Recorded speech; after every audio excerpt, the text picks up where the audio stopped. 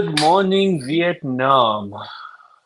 Like, it's amazing how something like that can stay for like ever. Like I think the movie was made at least 40 years ago, maybe even longer. And many, many years, people still remember that saying. Well, hi everyone.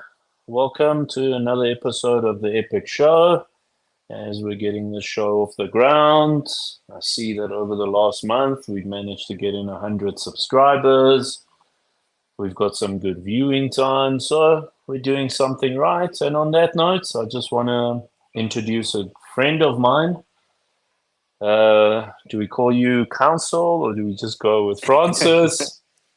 A very a very good man that I actually met through a mutual friend of ours, and then we just hit it off because we seem to be those crazy ones, as Steve Jobs once said, that see the world.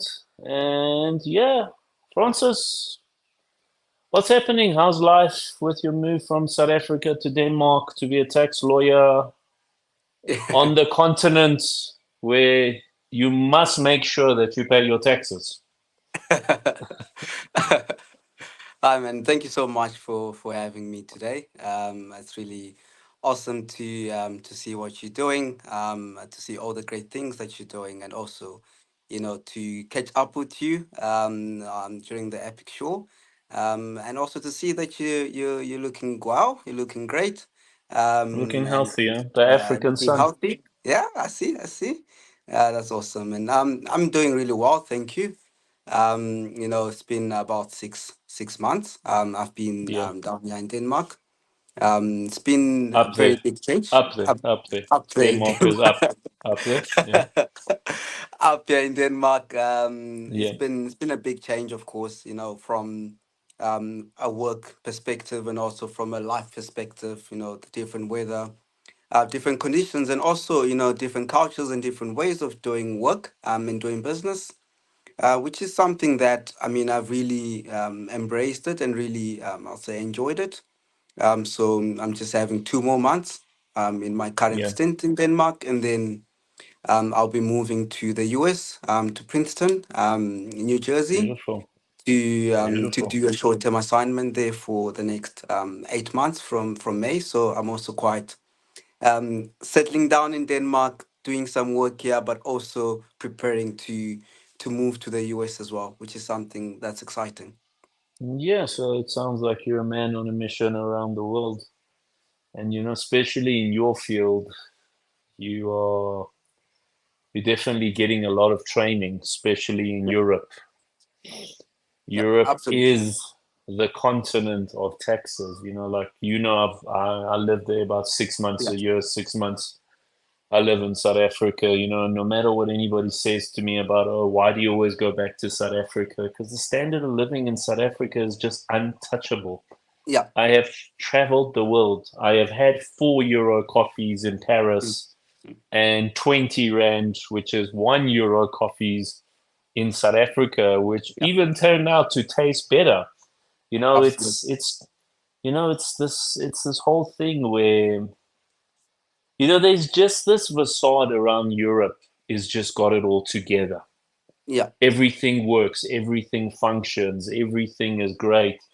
But like after living there now, because I was living in Spain now for about 6 months. I came back yeah, in January. But to what extent is it that everything works? Because it also comes down to that you don't actually have much freedom and choices over your yeah, finances either in Europe. absolutely, When you're looking absolutely. at the infrastructure taxes, you're looking at the security taxes, the Yeah, schooling taxes, the health taxes, the income taxes, you end up giving about 50% of everything that you earn to the government. And with absolutely. the balance 50%, you're having €4 coffees and Yeah, €50 lunches. And you're a South African, you yeah, know what a €50 lunch can get you in South Africa. There's a restaurant in Santon City. You remember Trump's? I went yes, to Trump's. Seven of us, my family, seven of yeah, us, ate for the same price as two people going for dinner in yeah, Spain. And the thing is that, you know, unless you've traveled through South Africa and you've seen the standard Yeah. and the quality of the food, you would think, "Oh, no, that the food is worth it for 50 euros in Paris," Mm. when you don't actually know how good the food is in South Africa. You know, the South African food is so good that we actually import our grade A.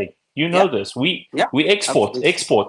We Mm. export our grade A, and we within South Africa sustain ourselves within our grade B quality. So, Yeah.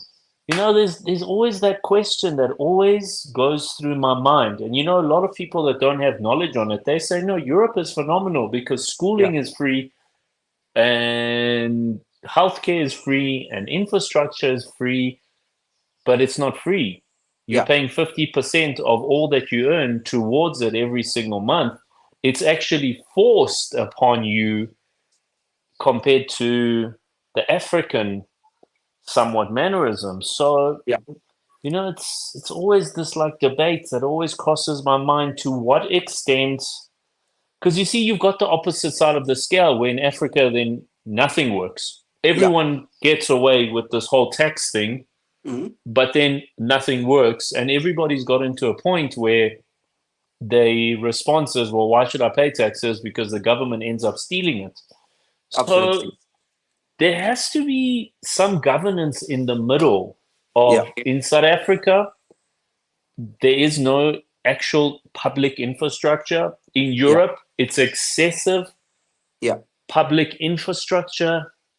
Where are the countries that are in the middle, which get it right, where they don't force it on you, which comes with your freedom of choice, Yeah. and they provide it to you? You know, like I I think on that point, you know, from my experiences, just particularly in the Scandinavian part of the world, you know, their system, in my mind, I call it the Great Equalizer, where yeah, they've set up the system to the extent that it doesn't really matter what level you are, how much you're earning. People are getting put on a certain equal level, equal yeah, state. So even the person that would work a typical job in South Africa, where they most likely will not earn a lot of money, and the standard of living might be very, very bad. But if they're yeah, living in Denmark, for example, that is somehow, somewhere compensated from a government perspective. So you get someone doing a white collar job and someone doing a blue collar job, also yeah, having a certain like a similar standard of living, a director and an entry level position having sort of a similar standard of living, both taking the train, for example, to work and back. So, from my experience, it's a place that you could get a decent standard of living depending on what you define as a good standard of living. If you want your correct. basic standard of living where your kids go to school, and there's They not have much crime medical and all the type of aids. stuff, medical aid, then you're sorted. But if you really want to You live in luxury, for example, the luxury that you live in South Africa, where you could go for dinner out at Saint, for example, 3 times a week and you still be fine, then there's it's no not very dinners three sustainable. times.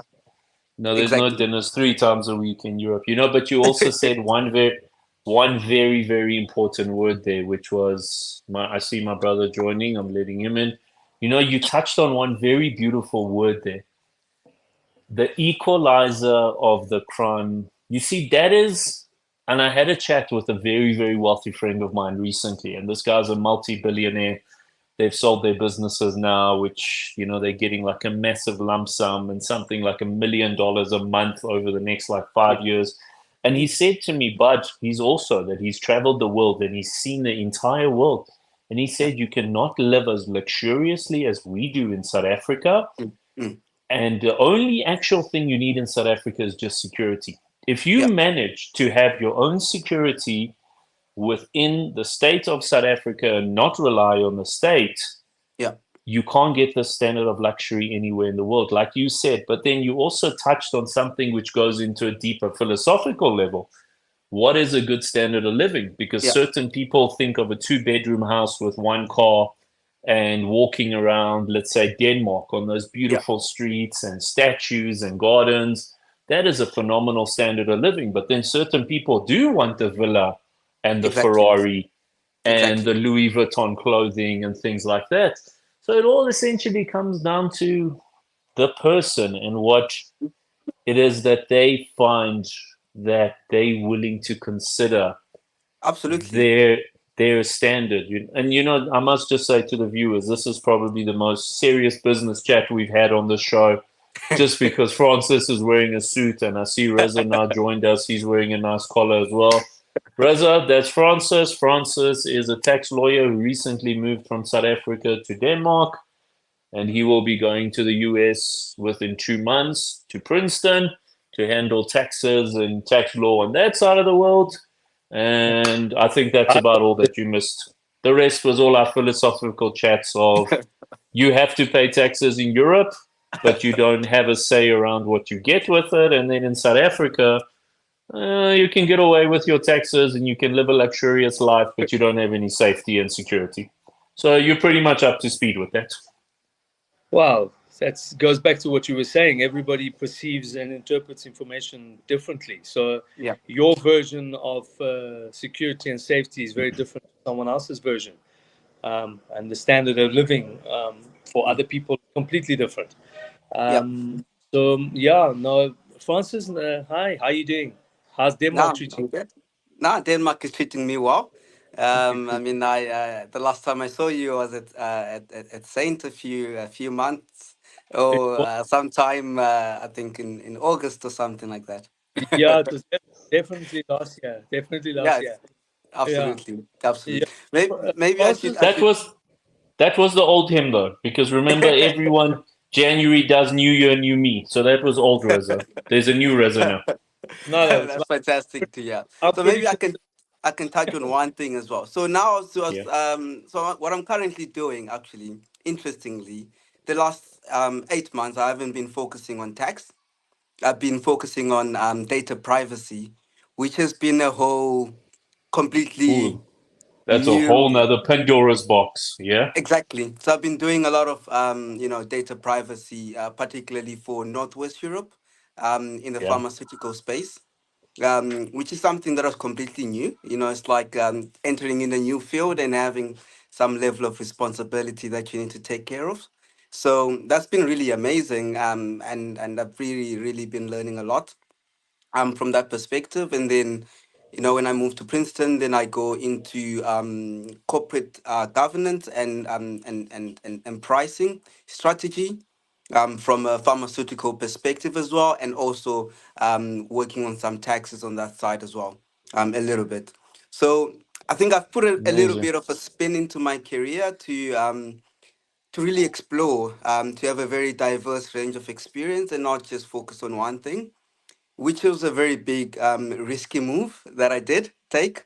But I think it was, yeah, I think I've been learning so much. The learning curve has just been ridiculously steep, which is something that I'm really grateful for. Yeah, And and no, as you were saying, and what was I going to say? But then that's essentially comes down to the theory of intelligent people always trying to expand. Basically, yeah, Francis, you've left Arash speechless. He's gonna waffle on. I, He's gonna waffle on now, which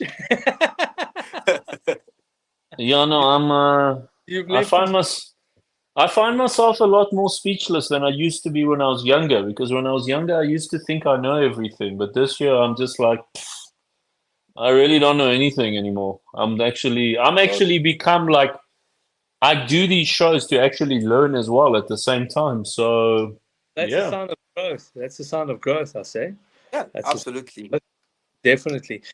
Francis, with regards to this data privacy um, and the way that the landscape of Europe is shaping Yeah, up. I mean, a lot of we don't like to get into politics, but I mean, sometimes you can't get away from it. yeah, Um, a lot of the European countries are starting to move away from the liberal, aspect to more of the left wing, more of you know, becoming hardliners and yeah, uh, trying to get back to where what they believe is where they should be. yeah, Is that something that you're also noticing in Denmark? Is there a shift in the human perception of the Danish people? Is there a shift in the way that the government does policies? You know, is there more and more need for the countries to become more, you know, inclusive, you know, yeah, or is it gone into, you know, let's try to separate ourselves and let's move away from globalization? yeah, Because that's one of the things that, you know, there's obviously two sides of the coin. Some people are very pro yeah, globalization, and some people are now starting to move away from it. yeah, And I- I'm quite interested to find out from your perspective. I mean, you've been in Denmark for a bit of yeah, time now, just to see how the European mindset, or the European yeah, framework is shaping up. Because I've had some interesting conversations with some guys from France, and I've had yeah, some interesting conversations with some guys from Germany. mm, And they, from what I'm gathering, there is a bit of a shift yeah, in the way that they're approaching, and obviously yeah, what people want. You know, we don't like to, again, like I said, we don't like to talk about politics, but yeah, you know, it looks like that the way that Donald Trump handled things in America, yeah, and the way that things have shaped up in Russia and Ukraine, has also had an impact yeah, on the European landscape. yeah, Maybe no, you can absolutely. touch on that. Yeah, no, absolutely. I think you touch on a very, very interesting and very fundamental point.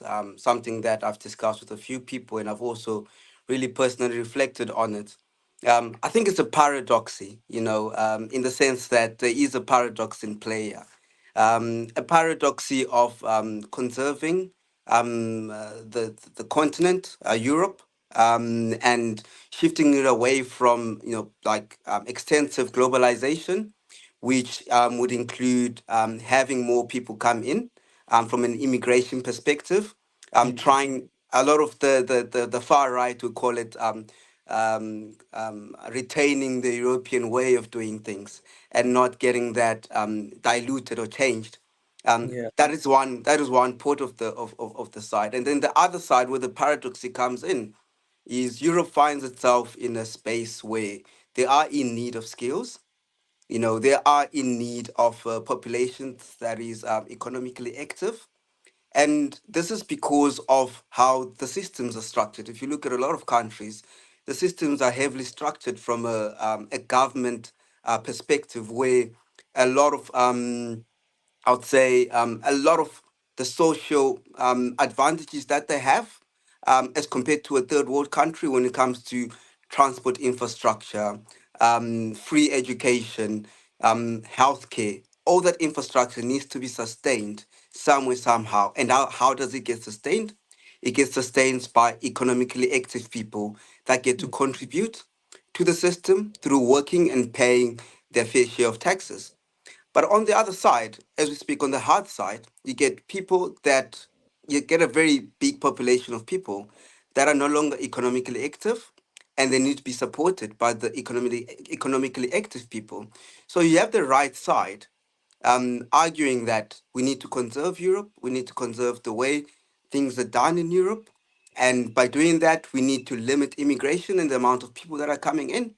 But on the other hand, you still need the people to come in to provide those jobs. You still need the people to come in to sustain that pool of money and that pool of tax that would help your economy expand and your economy grow.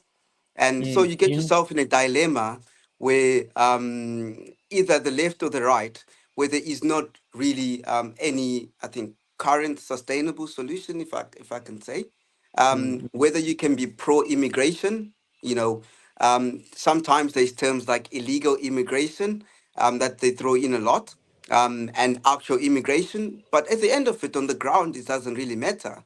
When you look at a person walking, you cannot say he's an illegal immigrant or he's a legal immigrant. You're looking at a person, who is in a space who might not be from European descent, and from your attitude is already an immigrant. And Yeah, so there is that dilemma I see coming into play, and it's expandingly happening in a lot of countries, particularly in Sweden. You can see what's going on in Sweden. There is some hardline policies that are coming to tramp down on immigration. You yeah, know, and what I'm also finding, you know, like in Spain specifically, because I spend more time there than the rest. Let's word this politely. There's that European entitlement. The guys in Spain have gotten to a point where he's now worked out in his head that he would get the same from his social grant Yeah. as an electrician and a plumber would. So why should he even bother go and compete with the foreigners that are coming Yeah. in that are taking those jobs? And he pretty much does nothing and sits around and waits for his grant, but he still has that very proactive European, this is my continent, the government must pay me my social grant, and I will complain about those guys coming in. Meanwhile, those guys that are coming in are the guys that are actually doing the work that this guy is not doing, and he's actually taking more from Europe than he's Yeah. giving to Europe, with the stance that it's his continent more than anyone else's. Mm. It's actually become a very big problem in Spain, which is why if you look at Spain, Spain is now, there's even a new one. First, it Yeah. was that Spanish and Catalonia, they wanted to split. Now, if you look more, the Galina now, there's now even a third split. The three guys that are now coming to the picture that are all saying Spain should actually be three different countries because we don't agree with this whole concept of Mm. you do nothing, but you still get your grant. And then Yeah. on the other side, they're saying, yeah, he should get his grant. Let's complain more about the guys that are coming into this country, but they're Yeah. doing the work. So there's always going to be that fundamental shifting blame. Yeah. Oh, it's their fault. Things are not going well as it used to in Europe.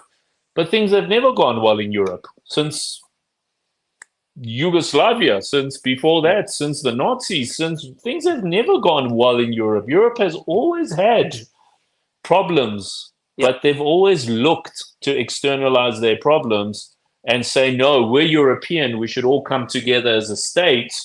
You know, and I've got to watch what I say because I'm now a European citizen as well, because I've now got my NIA number in Spain. But I have seen this dilemma in Yeah. Spain where the guy does nothing. He feels great about doing nothing. It's not Yeah. that he can't find work, Yeah. it's that he's chosen, I want to do nothing Mm. and claim my social taxes, my social grant every single month, and it's owed to me. So that's also another dilemma in your paradox. Yeah. No, it's a, def- Yeah. def- definitely, Francis. And then, Francis, just I want to ask you a few other questions before we get yeah. into these conversations. That We're doesn't really. 23 minutes into the conversation. But before we get into this conversation, go for it. Francis, what is? I mean, look, a lot of the guys that are watching these shows, Yeah. they quite see what our take Yeah. of life is and what our take of the world is. Yeah. Um, one of the questions that if I was watching this, would Yeah. be, as a new person that has now migrated to Yeah. a whole new country, a whole new continent, a new culture. I Yeah. mean, what are your experiences? You know, let's kind of try to separate it and say what is your experiences in the business realm, Yeah. and obviously what is your experiences in the personal realm, in Yeah. how you have now interpreted all these things that you're going through. It would be Yeah. lovely for the to actually hear from your perspective, because Mm. obviously it's all nice and fresh for you. Yeah. You've just only been there for a few months, Yeah. and just let's touch on that. Let's before we go any further on the other philosophical stuff. No, Yeah, absolutely. let's get off the business stuff. Come, like Reza Yeah. says, a lot of guys actually seem to love these shows when we talk more about what's happening with you in Denmark. Yeah. Exactly. No, no, That's absolutely. basically. Absolutely. I was trying to frame it in a very No, polite but the guy came onto the show wearing a full blown suit, like he's about to write a document for the EU Commission after this chat. So we thought we would ask him some business questions. Now, Francis, what's happening up there? What's going on? Are the way. girls good looking? Are Fran- Scandinavian blonde, blue eyes, and beautiful as they say they are? Yeah. What's happening up there? There's also another reason why I want us to talk about this because Yeah. AJ and I, Arash and I are actually immigrants. Okay, Yeah. Arash was very young and he didn't go through the same experiences that Yeah. I went through when we Yeah. moved to South Africa. Yeah. So it would be nice for guys to touch and to kind of understand because everybody always thinks that the grass is greener on the other side. Um, Exactly. Exactly. and I'm always pro for if you want to do something in life, you must take the risk and you must take the chance. Yeah. But by taking the risk and by taking a chance, there's obviously consequences to those decisions. So it would be nice if you can just touch on how life is in Denmark as Yeah, no, Arash. absolutely, absolutely. I mean, maybe to touch on, you asked how life is in Denmark. Of course, it's a little bit tricky to separate. If you move for work, it's a little bit tricky to separate your work side from your personal side because it's become so integrated. When Yeah, you immigrate for work purposes, because you actually find yourself that most of the people in your social space are your colleagues uh, at work and outside of work. So that's something that was really a big surprise for me and something that really took a long time for me to really rationalize and get used to. Maybe just to start from a work perspective, I think Denmark is a different place when it comes to work. The working culture here, it's so relaxed that it really shocked me a lot. In the sense that the hierarchy, there is no level of hierarchy particularly in the organization that I'm working for, and the working hours are so short that it was a big surprise for me. I mean, I came from a law firm where we really worked a lot of hours. We really put in a lot of work. We do still work a lot in Denmark, but you're talking about 37 to 38 hours a week that you're working maximum, which is something that as a grinder, I like to call myself a grinder. Is something that's really difficult to get used to. Um, from a personal side of life, I mean, of course, one thing is the weather. The weather is not very friendly. I would say the weather was something that really took me by surprise. It's very, very windy and very cold. Um, but when it comes to the social space, I think the social space is something that really takes a lot of tenacity to break through, because unlike in South Africa, for example, where a whole lot of people are so open and friendly, like we met at Saint, we yeah, didn't even know each other. We got a short introduction, and every time we saw each other, we were like really cool. We can even like say, let's go out and grab a beer together. We can do that. But the social space here is so tight in the sense that people are friends from the age of 6, and they keep the same friend group and keep the same tight knit until they were over their 30s or the late 20s. So coming in as a new person to penetrate through that tight knit is something that I found fundamentally difficult. mhm, And strangers are not as very friendly as they are, I would say, in South Africa, where you can have a chat with a random stranger. Down here, it's up here, it's really kind of frowned upon. mhm, Like if you go into a train, for example, and there is this open seat, there's two open seats, and one person is taking another seat. You never sit next to a person. You always find a way possible, like in every single way that you can to avoid a level of personal interaction with people, which mhm. is kind of fighting against my nature. Coming from the continent where everyone is just so warm and so welcome, Yeah, and is so always excited to interact. So I'd say those are from a social interaction perspective. Those are the things that I really observed a lot. And I'll say we spoke about it a little bit earlier. Lifestyle. When you move abroad, you might take a very big hit from a lifestyle perspective. You're not gonna go out as often as you like. You're not gonna eat out as often as you like because things are very expensive, and that will not be sustainable for you in the long run. So there is that, I would say, big hit that you would face, Mm. also from a lifestyle perspective. Yeah, I think that has been my experience in summary. Sure. But from a work front, I really enjoyed my work experience in the sense that there is that flex structure, that relaxed structure and way of working that really empowers you Yeah, to from a work perspective, where you're expected to really contribute sure, significantly, irrespective of your level, and that's sure. something that's been amazing. Sure. And then Francis, I mean, obviously, the one thing that you have done, which obviously it took a lot of courage. I mean, Yeah, you've left your family and you've left your friends behind, yeah, and that was all for a pursuit of a greater good or a yeah, goal. yeah, Um, I'm sure a lot of the guys that are watching are probably thinking to themselves, "Oh, phew, this that's a very brave move."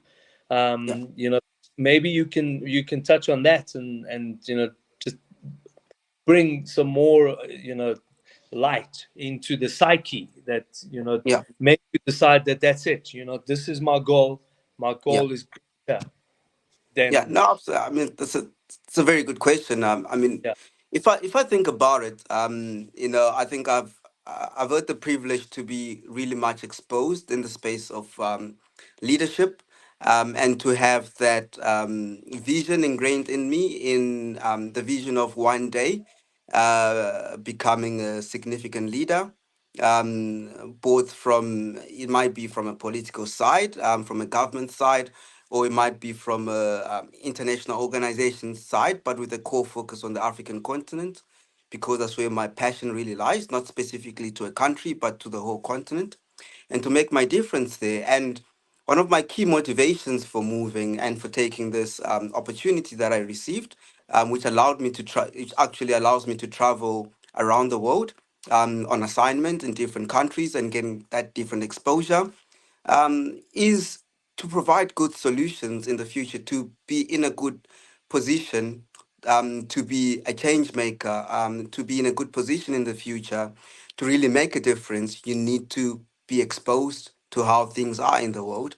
If you stay in your small bubble, which I was in my own bubble in Johannesburg, doing tax, working at Baker McKenzie, and just doing my law things and meeting up with my friends, having my normal day-to-day life, which I really enjoyed a lot. mm, But I just realized, to reach my fullest potential, which might not be reaching it in a few years, I may reach my fullest potential in 10, 15 years. I really need to start early to invest in that exposure. And investing that exposure is not only a matter of me learning what's happening around the world through reading and watching the news, but actually getting out there in the world and exposing myself in those spaces, which sometimes can be uncomfortable, which sometimes can be difficult, but really putting myself in a position where I need to get out of my skin, yeah, and really learn and grow, and keep that in mind, and remind myself each and every single time that I'm not immigrating, I am learning. I am learning, and I am transitioning into the type of person that I see myself being in the yeah. future. So that's one of the most important things that Arash and I have talked about a few times, is that when you take the time to invest in yourself, Yeah, and investing in yourself doesn't necessarily mean that you are in your comfort zone. It actually yeah, means the opposite. That you're investing in yourself because you want to better yourself, and very often that means that you are in an unknown sphere. Um, absolutely. yeah, and that's very courageous of you, Yeah, Francis. I mean, good on you. And obviously, I He personally wish you all the best, and I he think did he did what's right and not what's right now. Yes. Essentially what he's focusing on is, and this is a very big thing. It's that legacy factor. It's that, what am I learning in the process to when I position myself when the day comes as something that I'm going to be known for and something that I leave behind.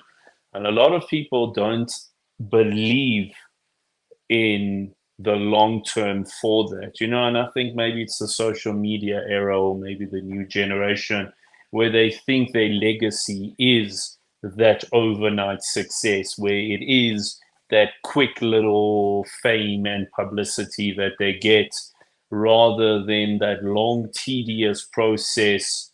The Usain Bolt thing, which I have mentioned on the show before. He says, I trained for 10 years to become famous in 10 seconds. Yeah.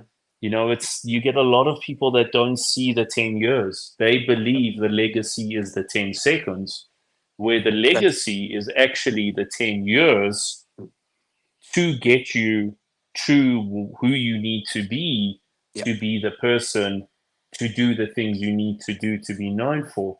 Yeah. It's the whole process. It's the tedious process. It's like Yeah. what you seen, like Not that my business. My it's not business is one. It gratification. took us 4 years to build a system Yeah. that only made money 4 years later because we Yeah. were first learning the global economic fintech systems and the markets and everything before we could say, sweet, we can do what we said we're going to do now. A lot of people don't put in those hours. So Francis, bravo on that, man. Bravo indeed. And then Francis, one more question, maybe another two, but we'll start with one more question. Come, I Yeah. promised my kid I'm taking him to Spur for dinner. So one more question. One more. Francis, I mean, obviously, you touched a little bit on your aspirations for Yeah. the political sphere on the African Yeah. continent. One of the things that I wanted to know, I mean, is there any talk in the Danish, circles about what is happening in South Africa or what is happening in the African continent? Is there any kind of, are you hearing things about if there's any concerns or if there's any opportunities? Obviously Denmark has always been on the forefront Yeah. when it comes to exploring the emerging markets. And Yeah. is there something that you have come across that has positive signs? Is a country like Denmark excited about BRICS, or are they threatened? Is there any kind of talk? I mean, and obviously, let's talk about the presidential election that's taking place in South Africa, 29th of May. I mean, is there Guys, anything just happening just a there? quick note. Just a quick note on that question. You know Yeah. that the U.S. Senate is now circulating the SA sanction document. Mm. Mm. I don't know. Have you heard about this? Yeah. No, I have. I heard. It's I heard about the sanction document. they Whilst now that's the yeah. U.S. is trying to sanction South Africa, and they're actually using the Chinese Communist Party alliance as one of their motivators. Yeah. So yeah, I'm seeing the Western world, which Denmark is a part of the Western world, Yeah. against, let's call it, the African world. Yeah. Well, that's why I want to hear if Francis. Yeah, Francis, tell us what's going on up there. How do these guys feel about America trying to sanction South Africa now, or what's going on? Yeah, no, I mean, from my experience, actually, you're gonna be very, very much surprised. Speaking to a whole lot of people, they're not so much up to speed or aware. I wouldn't say care, but not really like, not so much invested in what's going on in the continent and how things are shifting in the continent and how major developments that happen in the continent. A lot of people are not really exposed to that. In my experience here, when I come up with topics or discuss certain things that are happening, everyone is always taken by surprise because there is always has been that image of what the continent is, of what the continent looks like, of what's expected to come out of the continent, and that I think that image still persists right now. We're still seen as a, I think, not, I don't mean like in Denmark specifically, but in general.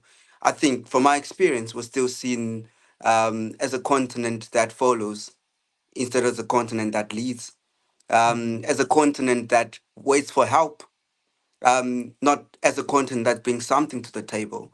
So for me, I see that, for example, as a challenge, for us, for us that really know what's going on the ground, to really spread the word. I found myself in a whole lot of instances when I was speaking about South Africa, and a lot of people thought South Africa was the south of Africa, not a country. so, so if you're having a discussion like that, where do you even start? Where do you Yeah. even start about speaking Yeah, about what do you business in the what continent where there is no awareness what the country is, that where there the is even only business?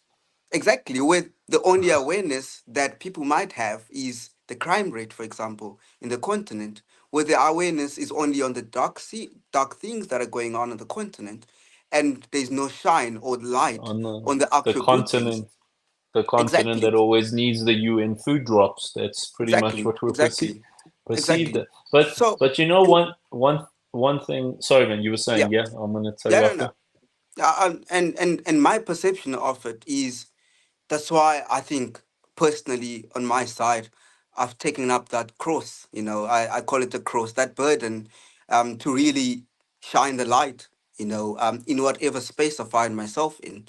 And that's why I always employ it to each and every single person, that comes from the continent, irrespective of where exactly you come from, to really demonstrate that we have something to bring to the table in the global sphere, that we are talented, we are smart, we are intelligent, we are valuable, and we have things to bring to this world that haven't been seen. We can invent things, we can bring something that would push the globe further to the table. And that is always how I see things, and that's always how I shape myself in each and every single thing that I do. Is that whatever I do is not a representation of myself.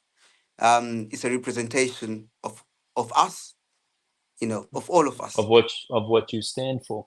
And Exactly. I often come across this in the investment space. You know that we've got US investors that have Yeah. blankly told me they would rather invest in something mediocre in Europe than something phenomenal in Africa. Yeah. They just don't believe that investing in that African innovation Yeah. is of value to them, because there's the political story, there's the, are the guys trustworthy, are they going to do what they said they're going to do with the money, Well, and Exactly. what I was going to say just now, Riz, you cut off. sorry, I'm saying that's why Russia and China keep leading on this Yeah. continent. Yeah. They do, because they're the guys that believe that you can invest in African innovation, and African innovation will change the future. Mhm. Reza is right about that. So just a final note, before we jump off and take up any Yeah. more of your time, Francis, what I did want to say, and I often see this in the characters such as yourself, the younger, more educated African generations care more for the continent than the older political figures. I Yeah. am seeing, like the guys around my age group, the African guys, they more focused on, let me go out there, let me do what I need to do, position myself correctly, whether it's through perspective, through financial need, through support, to come back and help Africa. Where you've got the older generation, or mainly the governmental guys, as Reza says, let's not talk too much about the political space, but you do find majority of the governmental guys, they don't have that let's help Africa Yeah. approach. The guys have that let me help me approach, Yeah. and they contribute to that persona that the rest of the Exactly. world has with Africa, where you've got the new generational guys coming through and they're Yeah. saying, no, I'm coming back for Africa. I'm doing this for Africa, where Yeah. you've got the African guys in Africa saying, no, I'm doing this for me. I will let you know if it helps anybody else afterwards, and you have to, and it's just one of those daunting things in life. You have to, in order to be able to help others, you have to be in a financial position to do it. Absolutely. And that's why you're getting a lot of guys that are like, they want to go out there and Yeah. create the wealth and the support and the networking and the community and Exactly. everything they can to come back Yeah. to help people, where you've Yeah. got the other guys that are just more interested in, let me make a quick buck quickly, let me get out of here. So I do applaud Absolutely. you on that. You are the guys of the future of Africa. Hopefully we all are, because it Yeah, really comes down to our generation. Because absolutely. it's the generation below us, they're not going to have enough time to fix the messes, because by their Yeah, time it will just be completely yeah, ruined. And the generations after us have just said, let the guys in your age group figure it out. So we are the guys that the world seems to be relying on to fix everything for the future. So on that note, absolutely. Yeah. everyone, Reza's already packing his bags. Francis, thank you so much for your time. Viewers, thank you for everything. If you ever need Francis, anything from us, you can catch pleasure. Francis on Instagram. And Reza, you all know where to catch the man. Yeah, Francis, you're looking sharp as always, my friend. Sharp as always. He, Yeah, you nah, know, when he said he's out there for us. Well, brother, you're looking good for us. Thank you. All right, nah, guys. Thanks absolutely. everyone for your Absolutely. time, and I'll catch you guys next week. Thanks, Thank everyone. you for having me. Cheers. Ciao, Pleasure, ciao. Bye. brother. Thanks. Bye.